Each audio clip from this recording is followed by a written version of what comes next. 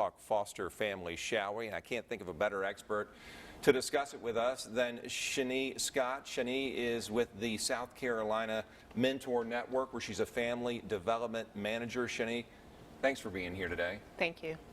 First of all, I just want to talk about the number of foster children in South Carolina. At last check, there were more than 4,000 kids or so in foster care. Why? That sounds high to me. Maybe it's not. How do they end up there, generally speaking? Well, they have different reasons, Brad, that they end up there. But the biggest reason is that they've been taken out of their homes or separated from their families, or they could have been born and families are just not in the position to take them home. So there are various reasons why they could be in foster care. What ages are we talking about? Babies to teens? Yes, anywhere from infants up to 17 years old. Right now, we currently deal with teenagers mostly. So our children could range from anywhere the ages of 11 to 17. And talk about the issues that these children are facing when it comes to their level of development, their physical abilities, things like that. Okay.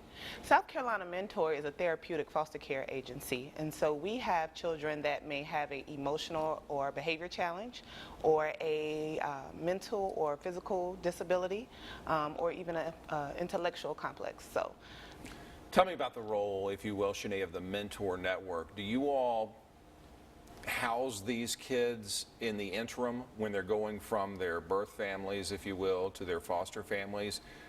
If so, kind of describe what you do as the link between, one life to another.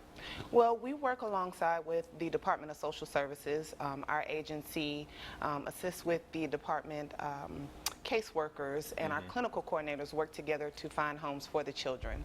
And so we're just an extension to help out the state of South Carolina to find homes, just like other agencies here. Well, let's talk about getting people to help you. Okay. What does it take to be a foster parent? What sort of qualifications or other expertise do you need? Okay. Well, we don't expect you to be a superhero. Yeah. We do want you, however, to have the additional space in your home, which is an additional bedroom. You must be 21 years of age or older. You also have to have a high school diploma or a GED or a valid driver's license, and also a registered vehicle. Do you get paid? We do provide a stipend for the child. You must be able to at least meet the financial needs of your home right now without the stipend included. And what about the monitoring process? Once that child has been placed, does your role end there?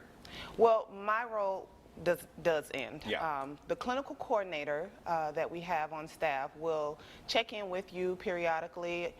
Just depends on the level of the child, how often they will check in with you. But we do have several different support groups that will come and sit with you, as far as meeting with you on I don't want to say a monthly basis, but they meet often. And so you have the support of all of us in the network as well.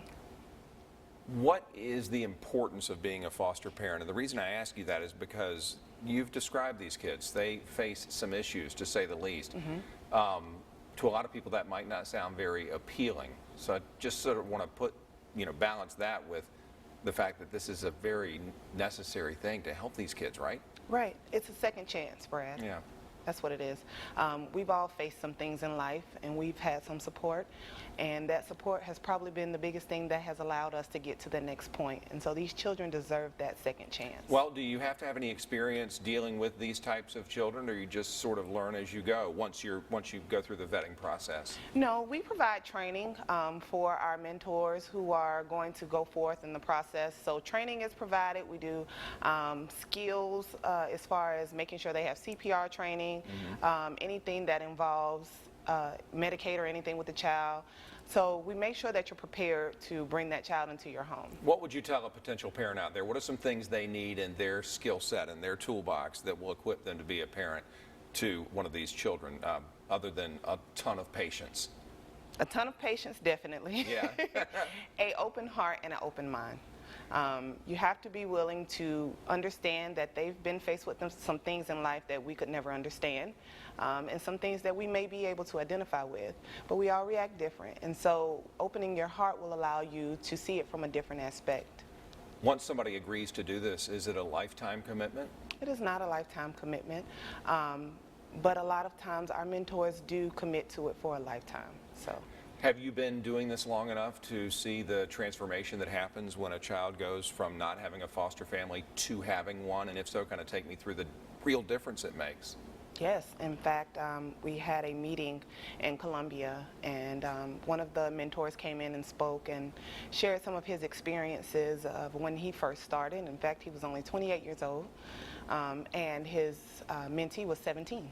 So, wow. Exactly. Not much of a difference there. Exactly, but you know, he was able to guide him in the right direction.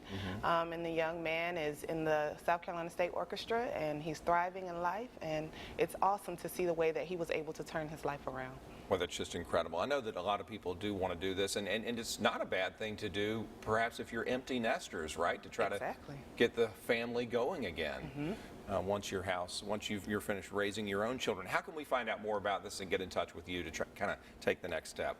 Well, you can also go to our website, which is www.makeadifferenceathome.com, or you can contact me, Shanice Scott, at 803-904-1585.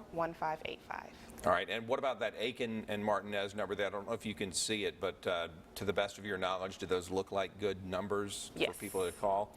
Or just go to the website. Fill out an online form. Do it right now. Just take the first step. It can't hurt to find out more from Shani and her team at South Carolina's Mentor Network. Listen, thank you for making the drive over here today and for what you do to help these kids. It's important. Thank you for having us, Brad. Absolutely.